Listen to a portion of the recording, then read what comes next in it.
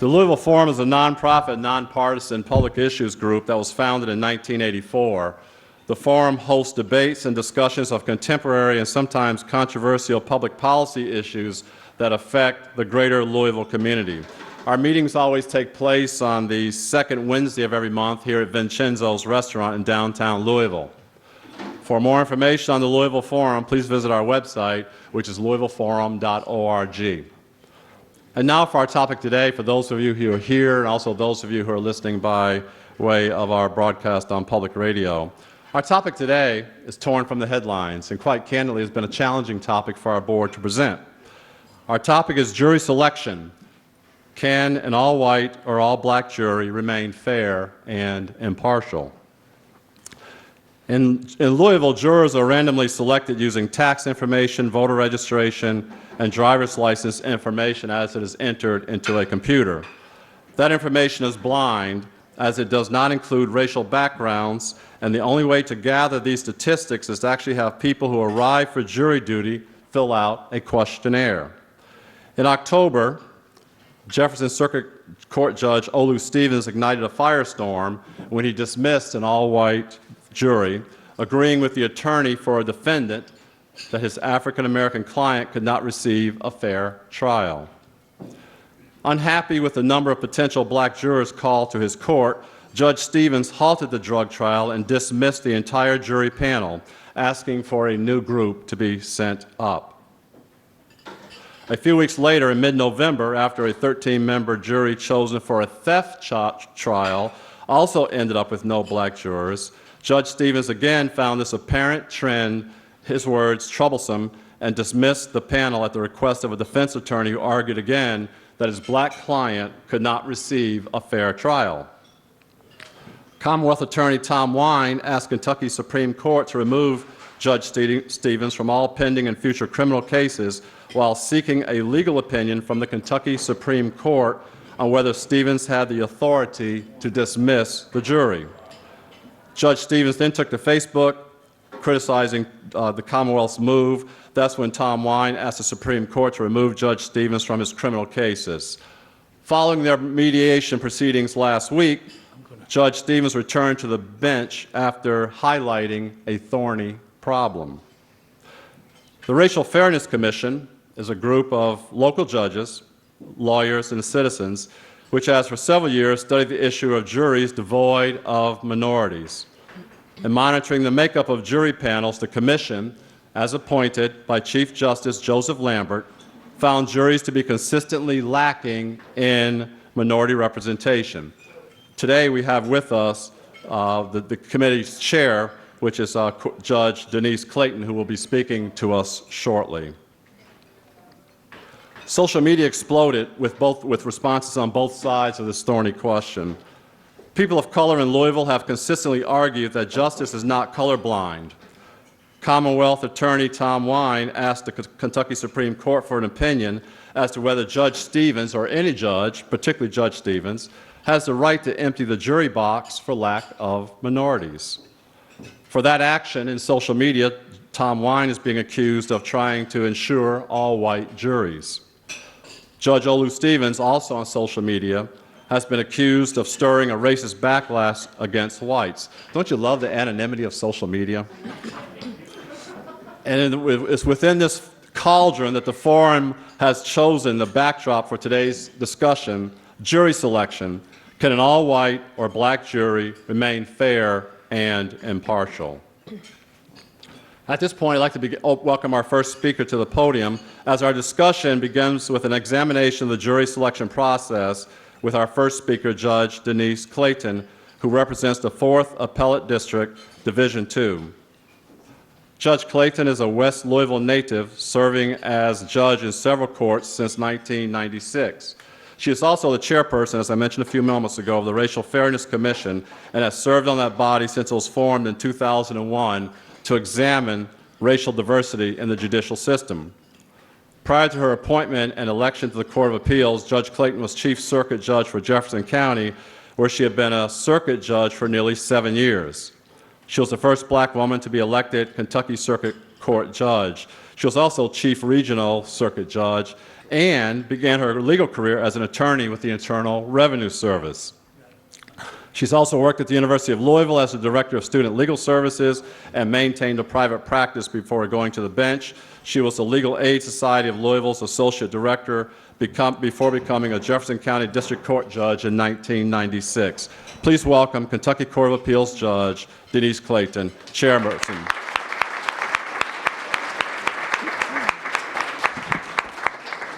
Thank you.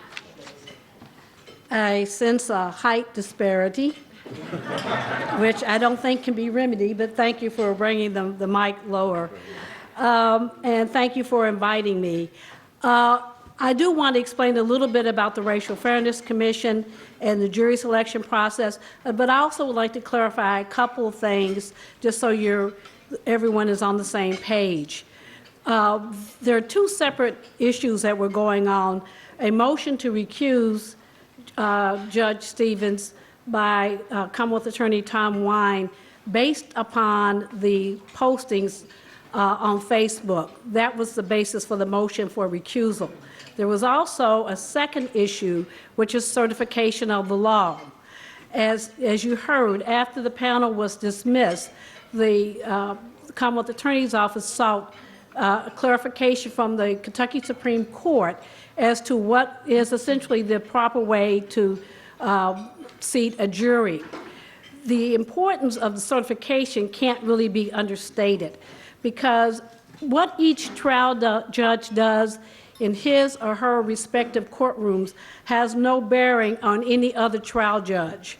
So therefore, if you want to have it clarified as to the proper way for a jury to be seated, certification of the law is necessary. So the certification actually, we hope at some point will add some clarity to it, and that it won't be a matter that in one court a judge does it one way and another court a judge does it at a different fashion. So those two issues, the recusal and certification, are totally separate issues. As to the Racial Fairness Commission, the commission was begun in 2001, as you heard, by Chief Justice Joseph Lambert. This commission was started at the behest of community activists in Louisville, Kentucky, including the late Reverend Lewis Coleman, who was concerned that African American defendants were not being treated fairly within the Jefferson County courts. To that end, the Chief Justice really set up a commission made up of attorneys who are prosecutors, who are defense attorneys, of judges in each of the courts, family, circuit, and district, of community activists, and the committee is open to the public, and anyone can show up at any particular time. And actually, over the course of years, we have had many people come in and out in terms of serving on the commission. This commission was asked to make some examination and recommendations of 4 areas. Those 4 areas were sentencing, jury selection, the setting of bail, and courtroom environment. We were asked to look at those areas, recommend to the Chief Justice what our findings were and what we needed to do to remedy the problems. Specifically with jury selection, we were asked the following: to what extent is there a statistical disparity in the racial composition of Jefferson County juries? Second question, does a process or system of compiling eligible jurors list, summoning jurors, and striking jurors lead to disproportionate representation of minorities on juries? And the third question, how can the apparent disparity in racial composition be addressed? It's important for you to know that in all 4 reports, we found either a bias or an appearance of bias. This process has been one in which we try to critically examine the system. We have received a lot of cooperation from every entity that we've asked information, the Metro Corrections, the police, the clerk's office, whatever it is, we've gotten a lot of assistance from them. And we were able to answer those questions. And we were also able to make recommendations. Our commission is unfunded. It is apparently goes on in perpetuity because I don't know when it ever is going to end. But we have completed all 4 of those tasks. We have done reports on all 4 of those issues, and we have made recommendations. So I know that you may have questions later. I just want you to know our initial report did find that disparity. We have kept statistics since then. Since 2007 exactly, I guess, of that racial composition. And so we have, and we have an idea of what else we need to do. So we have actually confronted this. And the thing also to remember is that this is not the same issue as, in many ways, historically, there's been addressed about juries. One of the issues about juries historically has been the systematic exclusion of African Americans from serving on the juries. And the U.S. Supreme Court has addressed this on several occasions and is addressing it again. This is not, the incident that's happened in Jefferson County, to our mind, is not that incident. Because we are getting African Americans called into jury service, and whether or not we're getting the number we would like called in is a different issue. But there's no indication that the system has excluded African Americans. And the other thing is that we believe that even though that is the case, there is a way to address the need of having more African Americans serve. So we are looking at both of those. We are looking at those issues again. I will tell you that at the time that this incident came up, we were looking at a totally different issue because there are a lot of things that are happening within the justice system that sometimes need to be reviewed. So it is a constant review. I think that's all I would say for now. Thank you. Thank you.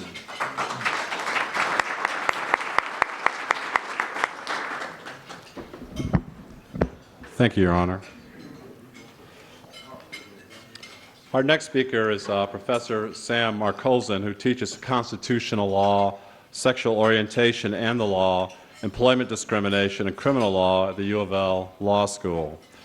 He graduated from Yale Law School in 1986 after clerking for Judge George C. Pratt on the Second Circuit Court of Appeals.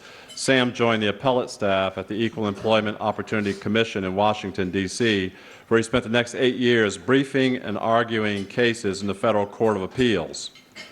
During that time, Professor Marcolson also helped to design and conduct the EEOC's training program for its employees after enactment of the Americans with Disabilities Act before it went into effect in 1992.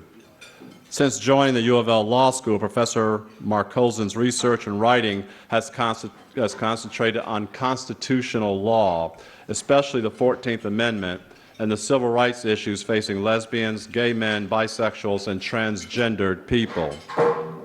In 2013, he began service on the Kentucky State Advisory Committee for the United States Commission on Civil Rights. Please welcome your next presenter, Professor Sam Marcolson from the University of Louisville Law School.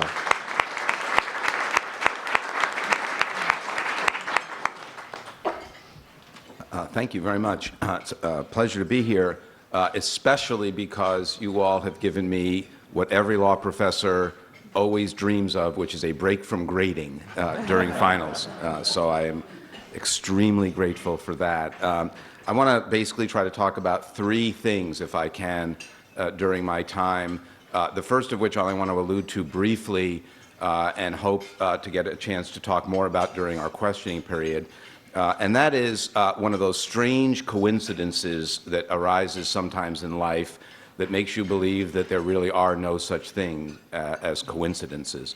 And that is that the events that gave rise to the controversy in our community in Judge Stevens' courtroom during October, I was a participant in and not just one of those pie-in-the-sky law professors, because I happened to have gotten called for jury duty in October, which caused all sorts of interesting issues for scheduling my classes and making sure I had those covered, and my students got all sorts of interesting stories about that because I teach criminal law, as you heard, so It just so happened that during my time in jury service, when I never got to actually serve on a jury, as you might imagine, lawyers are not very comfortable having a law professor on their juries, but I did manage to be in the veneer for the pool that Judge Stevens called the second time around after he had dismissed the first jury because it did not have any African Americans in it. And so after that case was, after that jury was seated in that case, by the way, the two Commonwealth's attorneys who were representing the Commonwealth in that case were both former students of mine. So you can again imagine why I did not get to serve on that jury. But after we went back down to the jury assembly room, you started to hear sort of word about what had happened, and that a prior jury in the case had been dismissed, and or a prior veneer had been dismissed, and people were wondering why, and there were all sorts of strange rumors going around and speculation, and then only later did word explode in the media about what had happened. And I was, of course, very curious about it at the time, and then found out later about Judge Stevens' reasons for what he had done. So I was obviously an interested bystander and a witness to the events. And so I certainly have some thoughts about that, but I don't want to go into that too much other than what I've just said. But maybe during questioning we can talk about some of my observations about what happened during that jury selection. But I do want to talk about a couple of things that sort of inform the discussion about the selection of juries and the attempt to make them a representative cross-section of our community, and why we have fallen short of that both here, I believe, as Judge Clayton just described to you, and nationally. You may be aware, or some of you may be aware, that the Supreme Court attempted approximately 20 years ago to deal with at least part of the root causes of the problem of juries that are not representative in a case called Batson versus, wait for it, Kentucky. Because part of the problem and part of the reason why juries do not end up being representative is because of the exercise of peremptory challenges. Because some lawyers, too many lawyers, decide that they want to use that ability to challenge jurors, not for cause, not because they have an actual bias that can be shown because they are a friend of one of the parties and to the case, or have prejudged the issue in the case so they can be struck for cause, but the peremptory challenge, where they don't have to give a good reason, an actual reason of bias, that they can simply peremptorily strike a juror. They have a certain number of those. They exercise those challenges in a way that ends up striking all of the members of a minority group, because they simply have either conscious or subconscious biases against that group and believe that group shouldn't be able to serve on the jury in their cases. And the Supreme Court in Batson held that the use of peremptories that on the basis of race violates the Constitution. But the problem with Batson, as it has actually been enforced over the years since it was decided, is, in my view, it simply has not been up to the challenge. That's one of the problems, and we can talk about that, the reasons for that. There's been a lot of studies done that the excuses that judges accept once a Batson challenge is raised, where a lawyer says against a fellow lawyer, you are using your challenges in a way that discriminates on the basis of race. What is required of that lawyer is that he or she has to explain their reasons, their non-discriminatory reasons. And judges just accept really empty reasons for the exercise of a challenge, and we can talk about some of that. But more importantly, for our purposes today, Batson never comes into play. Batson never comes into play at the veneer stage. If you don't ever have to use your Batson challenges if the veneer from which the jurors are selected is all white or almost entirely white in the first place, right? You only have to use a challenge to get rid of minority jurors, African American or Hispanic jurors, if there are some in the pool to begin with. So that's a huge problem. I think Judge Stevens was trying to get at, that you have to have a cross-section, a diverse panel, if to begin with, to then, if we're going to make Batson effective, we're going to put some teeth into Batson in some ways that we might reform it, you have to have that diverse pool to begin with. And the last point I want to make is that, in my view, the issue that Judge Stevens raised, and we can talk about whether he did it in the right way, the use of social media, that's a whole separate question. But if judges don't have discretion to look at the veneer from which that jury is going to be selected and say that is not a pool that, even if to begin with, gives us the chance for a diverse jury, then the different viewpoints that people come at, the different life experiences with all of the issues that we're facing in a color-conscious world, if that veneer doesn't have even that chance, then there's not going to be any confidence in the criminal justice system in particular and the justice system in general. We have seen quite clearly from recent events involving police brutality from Chicago to St. Louis to Baltimore, that there is a problem with the way in which justice is administered and with the way in which there is the perception in which race is administered. And if people believe that we're having all white juries, that problem goes not just from the way in which people encounter it in their communities, but in the way in which they encounter it in the courtroom. And so if the Kentucky Supreme Court, in my view, if the Kentucky Supreme Court says that judges have no authority, no discretion to deal with the problem when the jury pool enters their courtroom, they will have made a serious mistake in public confidence in the criminal justice system. And I hope they don't make that mistake.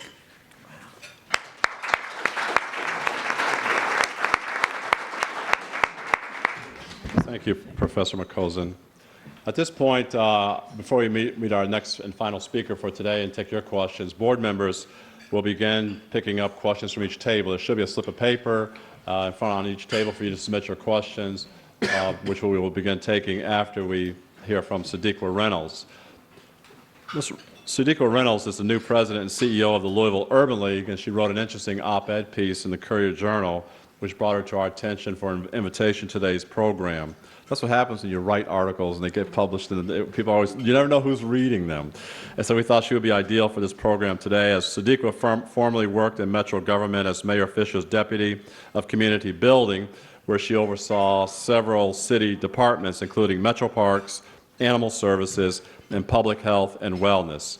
She held that role since 2011 and previously was a district court judge in Jefferson County, was Inspector General for the Kentucky Cabinet for Health and Family Services, and Chief of Staff for the Louisville Metro Department of Public Health and Wellness. Ms. Reynolds received her Juris Doctorate from the University of Kentucky and a bachelor's degree in psychology from the University of Louisville.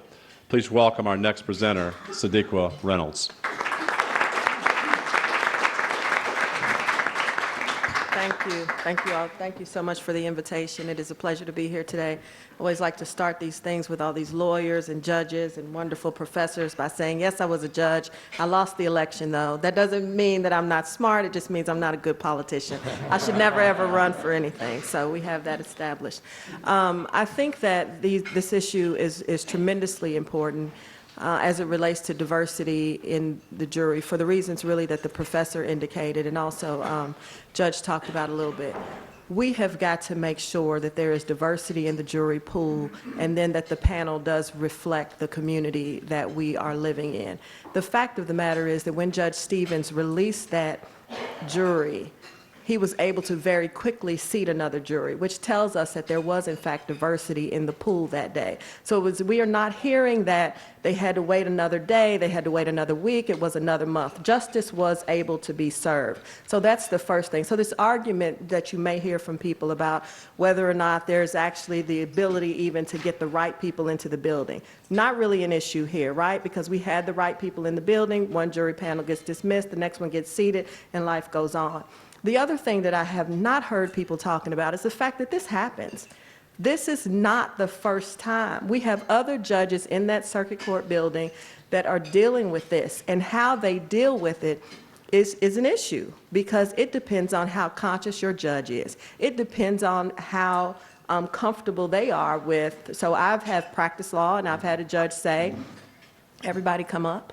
Listen, we have got one African American on this jury panel and I'm not comfortable.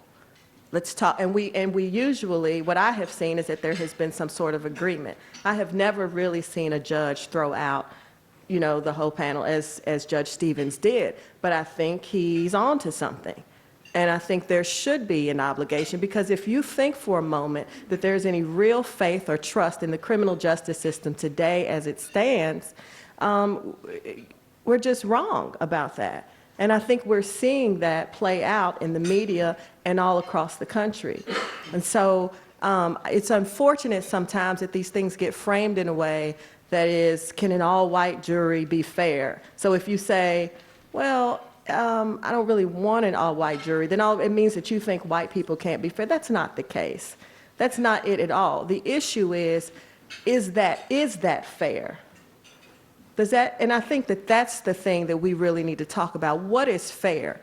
What makes sense for our community? If you live in an all-white community, then you're going to have an all-white jury. And that's fair, in my view. So I agree with the professor that if, in fact, the Kentucky Supreme Court rules in such a way that does not give judges the discretion, I am deeply concerned. But more than that, I don't have the blind faith in our judges that even with their discretion, that that's good enough. We have some phenomenal judges. We have had some phenomenal judges. But they are human beings. They walk into that job with their own biases, with their own beliefs. And so sometimes I worry about a judge's discretion and their ability to really, make those choices. And that's just real. And if you practice law, you know. Another thing, when you are actually going through the jury selection process, let me tell you, there are ways to get rid of African Americans very, very easily. It goes a little something like this.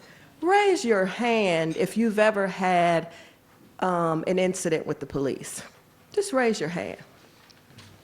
Raise your hand. Okay, so you say you haven't. Okay, let's talk about that. You understand what's happening in our country, right? Race is real. We're not all racist. We're not all bad people. We're not. But we're human. We make mistakes. We have privilege. And so you get somebody talking about that and you start to see that passion. They talk about what their experience had been. Or then it goes further sometimes. What about a family member? You ever had a family member that had a bad experience with the police? Well, now all of a sudden I'm talking about that. So you got a reason to get rid of me, right? And I'm not saying it's right or wrong. It's just it is what it is. So then the question becomes, given some of our history, how do we really work on creating a system that is fair? And I'll tell you, I have a few minutes. I remember the OJ trial. Well, here's what I loved about it. Here's what I loved about the ending.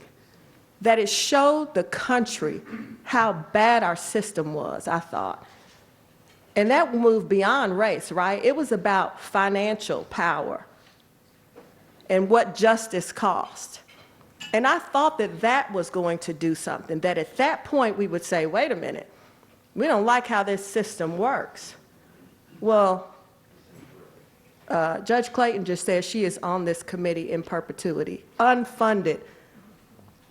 So for me, the question is, when are we going to put our money where our mouth is? When are we going to actually implement some of the recommendations?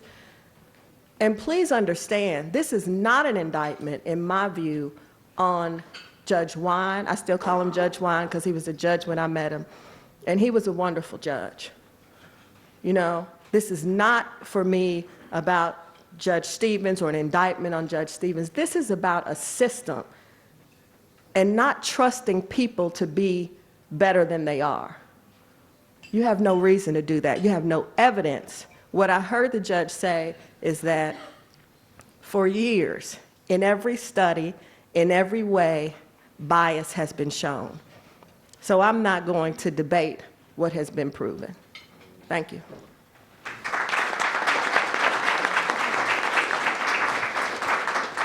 Thank you, Sadiq, and thank you to all of our presenters. At this point, again, you're encouraged to write down your questions, and our first questioner will be Tom Van Rostenstein. Tom? Thank you. This is a couple of questions for all members of the panel, and it relates to the social media aspect of the controversy. Please comment on the propriety and/or legality of a judge, or I guess any participant in the legal process, on the use of Facebook. Is it proper to criticize or comment on the attorneys or the parties before a judge, and would that apply equally to the judge and all of the different attorneys in the case? Well, actually, I guess my comment is I really can't comment on that. And I will say that that issue, that very question is one that, has been looked at before. So I will have to let that go at that. Professor, you want to speak? Does he need to move the mic? No. Okay, go ahead. Just to that point, yeah. Well, I can comment. The freedom of both tenure and being a professor. I'm not sure I should, but first of all, I'll say this. A judge, or for that matter, an attorney, does not lose his or her First Amendment rights because they become a member of the bar or because they ascend to the bench. Those First Amendment rights have different application because of the responsibilities that come with being a member of the bar and especially being on the bench. But the First Amendment still has application, and I think that that those limits, the limits that our profession places on us and our judges, we should be careful in implementing them, because we should be respectful of the fact that we want to encourage each other and our judges to participate in the public debate, because we're all better off when judges can speak and inform us from their position.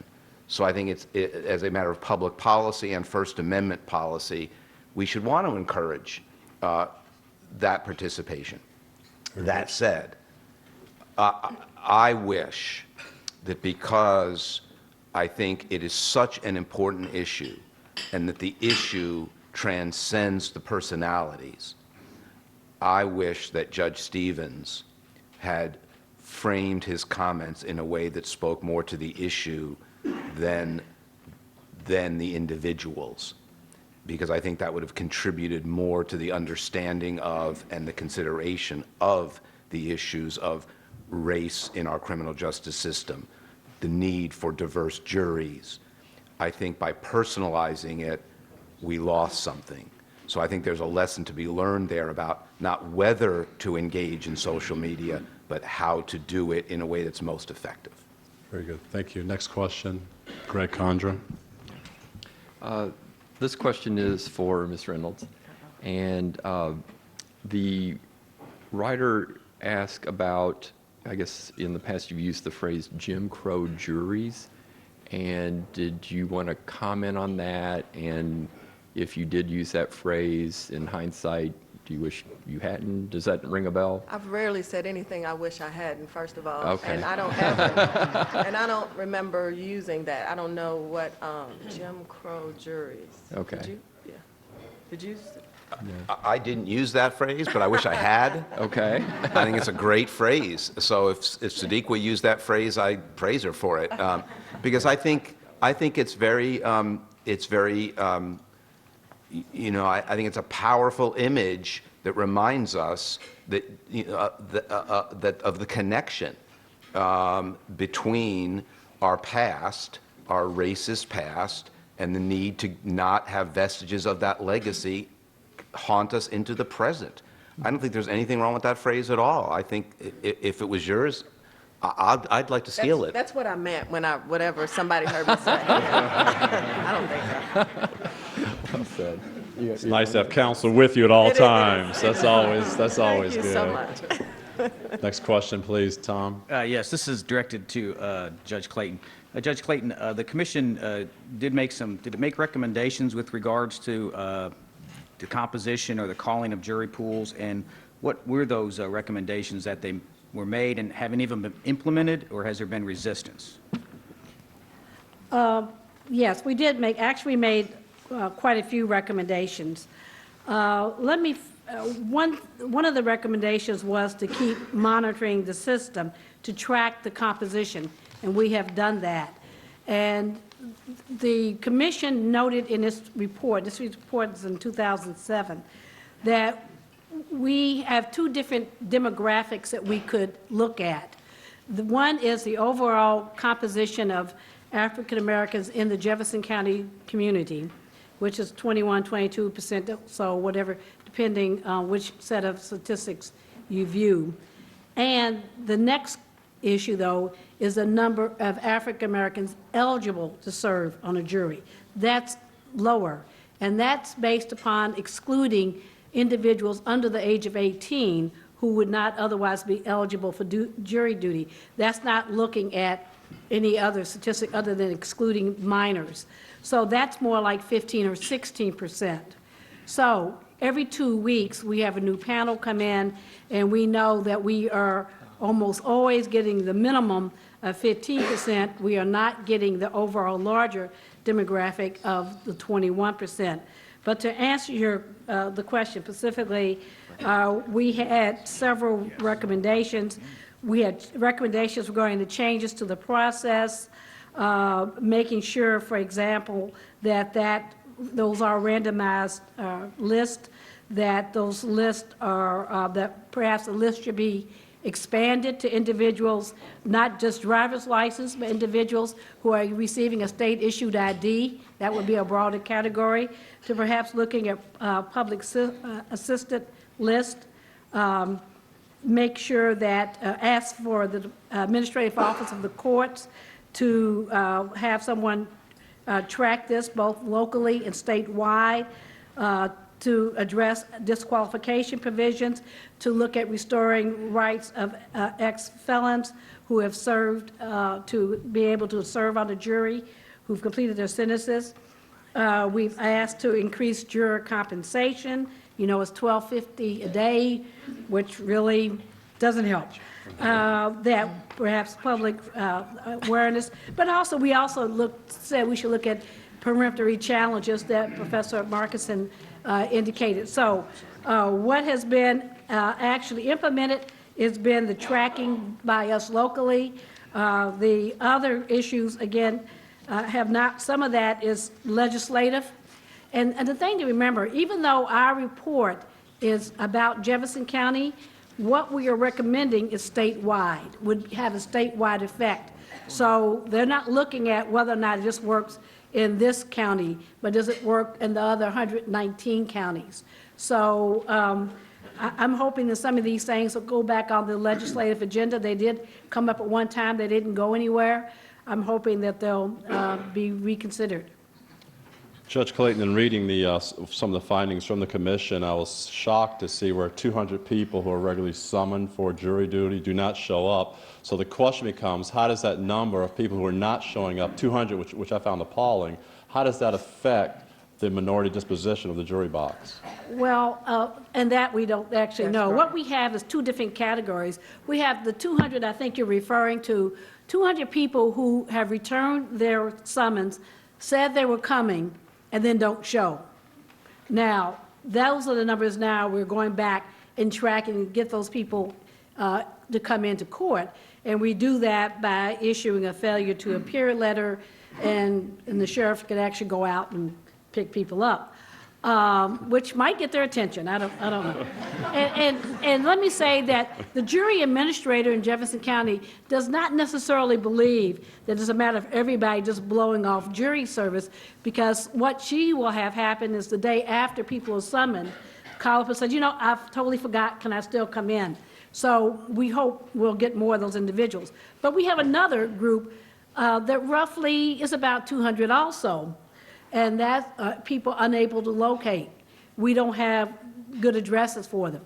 So every 2 weeks, the jury administrator in Jefferson County may summon somewhere between 1,100 and 1,300 people, and almost 400 are gone off the bat. So, yeah, we hope when we get those other 200 in, that we'll see how that affects the composition. But can I good. just add this, Yes, though? please. You can't, don't make the other leap then, that it must be people of color who are not showing. We have no indication what race these folks are who are not showing up. So that still may not change the dynamics of the sort of thing that we're dealing with today. And I No. think that's important. Well, and I think that's Yeah. very true. And we did a snapshot in time, several years ago, back in 2007, to see who these individuals were not showing up. It was across the community, so it wasn't as if, we don't have any indication that African Americans are blowing off jury service or not willing to serve. We don't have any indication of that at all. But statistically, we know that what would change the balance, frankly, in terms of the 21%, is really getting maybe 4 or 5 more African Americans in there. I mean, if we're going on straight demographics. So we don't know if it'll make a difference, but that's the one thing we could easily maybe remedy. Very good. Thank you, Your Honor. Greg, next question, please. Yeah. A couple of related questions here. Have studies been undertaken analyzing verdicts of all white and all black juries? And if so, have they shown bias? And maybe just a little background for this. There have been studies we know on whether a judge decides alone versus a jury, and the outcomes are substantially the same. So if we're looking at all white and all black juries, do we have studies on that? We had a report that we did on sentencing that used someone to help us, the one time we were funded, to have someone compile those statistics. But we really looked more at cases that were plea bargain. As you know, the majority of our cases are plea bargain. And there was some concern about the statistical analysis of the report, but that report did reflect a disparity in sentencing and they looked at 2 crimes. One was possession of cocaine in the felony arena, and the other was shoplifting in district court. They didn't find any disparity in sentencing in district court. There was a slight disparity found in circuit court with that charge. Professor, are you going to weigh in on that as well? Yeah. There are indications in studies I've seen that all white juries, and most of this comes from death cases, capital cases, because they are able to death qualify juries, as you know, as most of you, I suppose, know. By that I mean that the Supreme Court's jurisprudence allows prosecutors to eliminate jurors who say they will not impose the death penalty, who they have conscientious scruples against the death penalty. And that tends to disproportionately exclude African American jurors, as it turns out. And so as a result of the studies of those kinds of cases show that those jurors are more likely, once they're death qualified, or more likely to convict on guilt or innocence, as well as impose the death penalty. And so from those studies, there is reason to believe, at least in capital cases, that jurors that are more white or all white are more likely to convict, and jurors that have African Americans are more likely to have at least a juror or multiple jurors who will hold out for acquittal. And so there's, if all you're thinking about is conviction as a prosecutor, and you have no regard or concern for the importance of a cross-sectional jury and the importance of diversity, et cetera, and the interests of the criminal justice system as a whole, you could have reason to think, damn the torpedoes, full speed ahead, I want as many white jurors as I can get, period. Can I Yes, just add, please. I just want to understand, where is it that we think bias, prejudice, and privilege don't show up? I mean, that's it. Like, where exactly? What room is that? What industry is that? Well, I think the issue is whether people, especially when you're in a jury, and whether or not you're able to set that aside and do the right thing. That's the issue. Right. And so I guess, again, for me, and I think for us, for attorneys who are really trying hard to make sure that justice is served, and for judges, bias and privilege and all of these things, you are still a human being. It's the same thing that I said earlier about judges. I mean, you are, and you do bring all of that in with you. And so you may try very hard, and I think that most of us do, many of us do, try very hard every day to set aside those biases. But the reality is that they bleed through. And so that's what's happening in society. And so what would make us think that people, because they have somehow now walked into this beautiful courtroom, could be different or would be? And quite frankly, I think that the best study that has been done to show the bias is that of the actual system itself, right? So every day we have evidence that people, and this is not just, well, it is about race. I mean, it has been shown. And so I think those are things that we're just going to have to tackle. It's those really uncomfortable, not just conversations, but the next steps about what do we do now, knowing this. Good point. Next So- question. Well, Greg. so the other companion question to this, provide some information to the group. Well, how many jurors must vote to find a person guilty? Must it be unanimous? Okay. And then it goes on to ask, so is the argument that not even one white juror would be fair if the party were actually innocent? So can we start with how many votes does it take to get the conviction? Well, in criminal cases, it has to be unanimous. It's 12. Okay. I want to, You're fine. definitely, the argument is absolutely not that that any particular juror of any particular race cannot be fair. There is no baseline for fair or unfair. At least I'll say for myself, the issue is that a jury is supposed to be cross-sectional because we want different viewpoints, experiences, sensibilities to be represented, because no one of us and no one idea of what is fair gives a sense to the defendant or the Commonwealth in this case, or the U.S. if it's a federal jury, the confidence that it is truly a jury of one's peers or a representation of the community's values, or can make a fair judgment in the jury system. So it's not that that an African American juror is superior to a white juror or a Hispanic juror.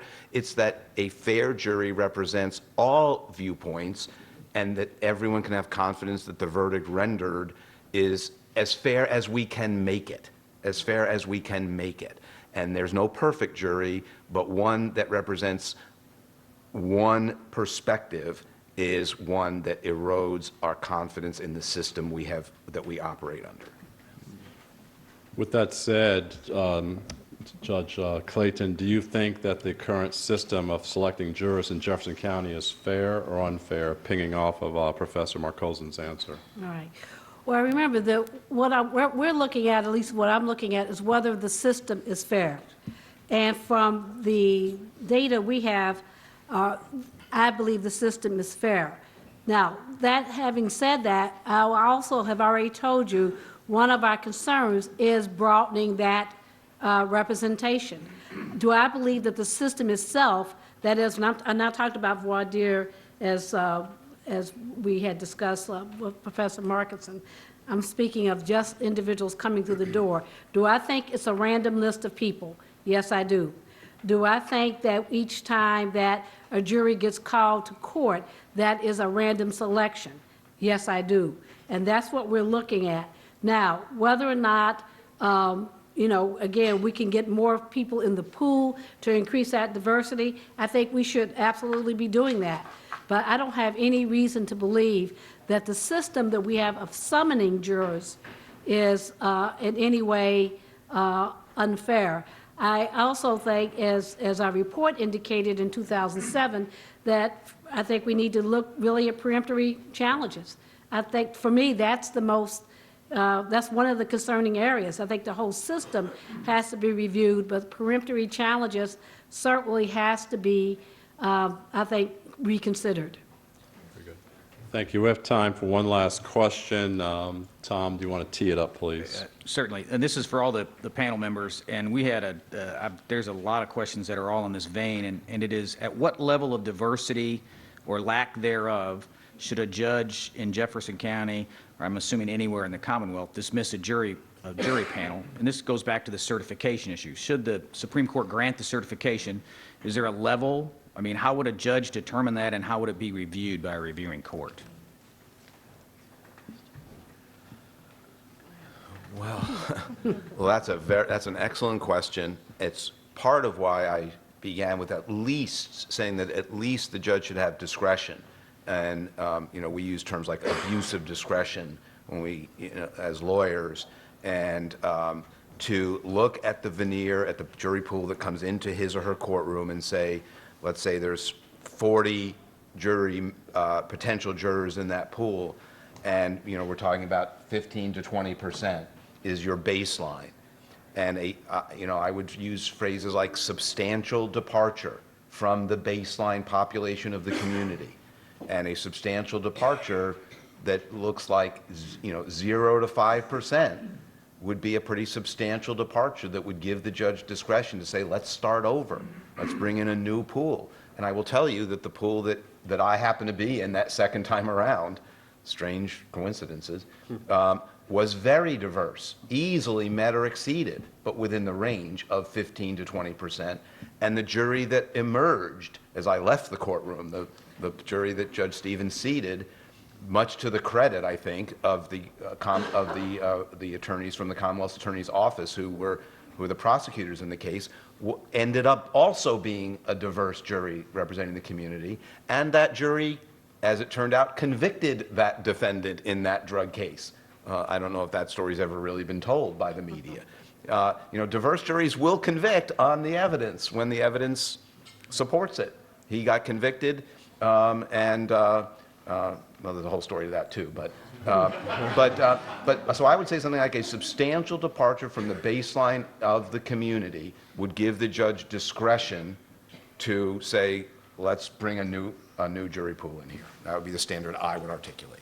Please, Sadiqa. I do also just think it is very important for us to remember that on that day, when the jury was released, there was another one seated, the trial went forward. So we do have the ability to have the diverse juries that we do need. And so all of these other things we can deal with, we will work on, but in the meantime, judges should be exercising this discretion until they're told they don't have it. That's what I say. Very good. On behalf of the Louisville Forum, I'd like to thank Judge Denise Clayton, Professor Sam Marcosin, and Sadiqa Reynolds for sharing your thoughts and insights on today's topic. And we'll give them a round of applause, please.